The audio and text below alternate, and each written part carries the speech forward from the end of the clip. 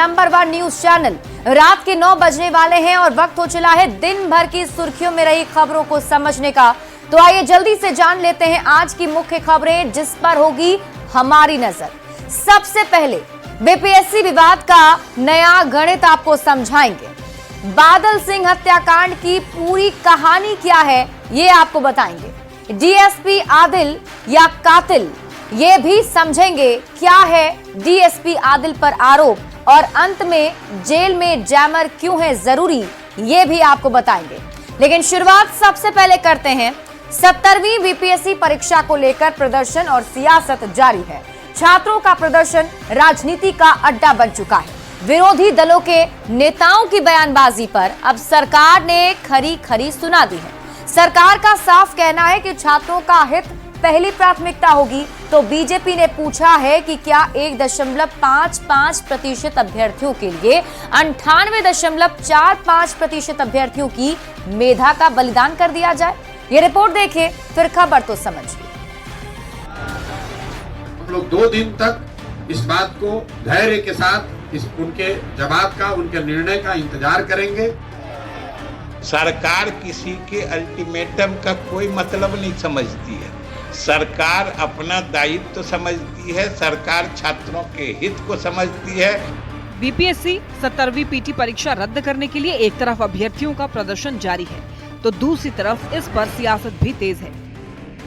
प्रशांत किशोर के 48 घंटे के अल्टीमेटम पर मंत्री विजय चौधरी ने 2 टूक जवाब दिया है। अगर मुख्यमंत्री मिलने के लिए बुलाएंगे तो सारे ये छात्रगण जो आज मुख्य सचिव से मिले हैं वो मुख्यमंत्री से मिलने भी जाएंगे, अपनी बात को फिर दोबारा रखेंगे। लेकिन अगर 48 घंटे में उन्होंने कोई निर्णय नहीं लिया तो छात्र जो भी निर्णय लेंगे आंदोलन करने का, ये निर्णय इनका मान्य होगा और हम लोग पूरी तरीके से छात्रों के साथ रहेंगे। सरकार किसी के अल्टीमेटम का कोई मतलब नहीं समझती है। सरकार अपना दायित्व तो समझती है, सरकार छात्रों के हित को समझती है। सरकार छात्रों का भला समझती है। छात्रों के हित और भलाई के लिए काम करने में किसी के अल्टीमेटम की न जरूरत है न अहमियत। सरकार पर लगातार परीक्षा रद्द करने का दबाव बनाया जा रहा है। लेकिन इसी बीच बीजेपी प्रवक्ता नीरज कुमार ने सोशल मीडिया एक्स पर कुछ आंकड़ों को साझा किया है और पूछा है कि क्या 1.55% अभ्यर्थियों के लिए 98.45% अभ्यर्थियों की मेधा का बलिदान कर दिया जाए। बीजेपी प्रवक्ता ने पोस्ट में लिखा है, आयोग को कुल 4.80 लाख आवेदन प्राप्त हुए। बाबू सभागार में 17,900 अभ्यर्थियों के बैठने की व्यवस्था है। करीब 12,000 आवेदन ऐसे थे जो कि इस कैंसिल हुए परीक्षा केंद्र के लिए प्राप्त हुए थे। 13 दिसंबर को 62% यानी कि 7,440 अभ्यर्थियों ने परीक्षा में भाग लिया। ये कुल प्राप्त आवेदन का 1.55% ही है।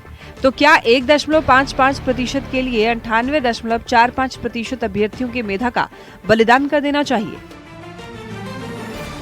इधर बीपीएससी अभ्यर्थियों के आंदोलन पर जारी सियासत के बीच डिप्टी सीएम सम्राट चौधरी ने कहा है कि बीपीएससी ऑटोनमस बॉडी है और अभ्यर्थियों के हित को देखते हुए फैसला लेगी। तो बिहार के उद्योग मंत्री ने भी कुछ ऐसा ही बयान दिया। आरजेडी के मुख्य प्रवक्ता शक्ति सिंह यादव ने सरकार को अभ्यर्थियों की कोई चिंता नहीं है बताया। बीपीएससी उसको देख रही है, बीपीएससी के द्वारा ही सारे चीजों को तय करना है। कल मुख्य सचिव से भी उन लोगों ने एकदम ऑटोनोमस बॉडी है, उस पर तय करेगा। मुख्य सचिव के स्तर पर जब प्रतिनिधिमंडल ने मिलकर अपनी बात रखी है तो थोड़ा समय देना चाहिए। और जब लोगों ने अपनी एक बात रखी है, एक तरीके से उन्होंने बात रखी है, तो थोड़ा सा समय देना चाहिए कि मुख्य सचिव के स्तर से क्या निर्णय होता है और जो भी निर्णय होगा वो छात्रों के हित में ही होगा। एक अद्भुत अतिशयोक्ति नहीं होगी कि शासक अचेत अवस्था में, पत्रों के जवाब नहीं मिले। आप कैसे उम्मीद करते हैं कि उन अभ्यर्थियों के जो सवाल है सामने उसको गंभीरता से शासन ले।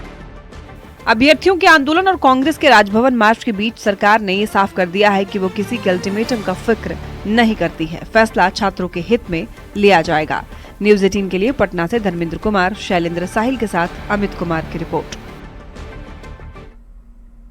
और चलिए अब सबसे पहले बीपीएससी विवाद पर बीजेपी के गणित को समझते हैं। बीपीएससी विवाद पर बीजेपी प्रवक्ता नीरज कुमार ने सोशल मीडिया साइट एक्स पर पोस्ट करके कुछ जानकारी शेयर की है। बीजेपी प्रवक्ता नीरज कुमार ने आंकड़े के जरिए समझाने की कोशिश की है। नीरज कुमार ने इस पूरे विवाद को 98.45% बनाम 1.55% का मुद्दा बताया। नीरज कुमार ने बताया कि 17वीं बीपीएससी के लिए आयोग को कुल 4.80 लाख आवेदन मिले थे। बापू सभागार में 17,900 अभ्यर्थियों के बैठने की व्यवस्था की गई थी। मतलब कितने अभ्यर्थी यहां पर एग्जाम दे सकते थे। करीब 12,000 आवेदन कैंसिल हुए, परीक्षा केंद्र के लिए प्राप्त हुए। 13 दिसंबर को 62% यानी कि 7,440 अभ्यर्थियों ने परीक्षा में भाग लिया। बीजेपी प्रवक्ता की माने तो ये कुल प्राप्त आवेदन का मात्र 1.55% ही हिस्सा है। उनका सवाल ये है कि क्या 1.55% के लिए 98.45% के मेधा का बलिदान कर देना चाहिए।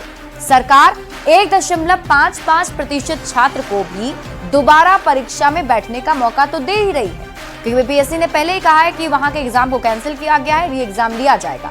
तेजस्वी यादव, पप्पू यादव, प्रशांत किशोर नकारात्मक भूमिका निभा रहे हैं। भोले भाले छात्रों को भड़काकर अपनी राजनीतिक रोटी सेक रहे हैं। बीपीएससी छात्रों से अपील है कि इनके बहकावे में आप नहीं आए। इससे पहले भी बीपीएससी परीक्षा में औरंगाबाद का सेंटर रद्द हुआ था, बिना नॉर्मलाइजेशन के रिजल्ट दिया गया। इस बार भी नॉर्मलाइजेशन लागू नहीं होगा। आइए अब ये जानते हैं कि बीपीएससी से छात्रों की मांग आखिर क्या है।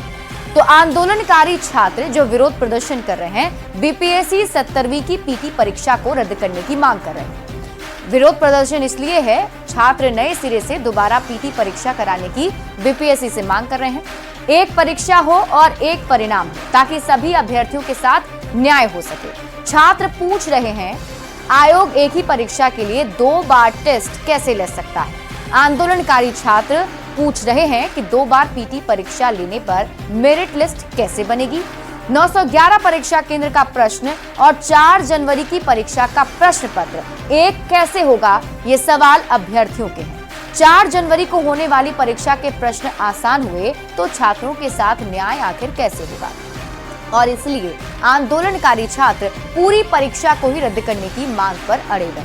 दरअसल आपको बताएं कि 911 परीक्षा केंद्र पर जो एग्जाम लिए गए हैं उसे ठीक माना जा रहा है, और बीपीएससी ने सिर्फ एक परीक्षा केंद्र की जो एग्जाम है उसे कैंसिल किया, और इसी पर विवाद मचा हुआ है।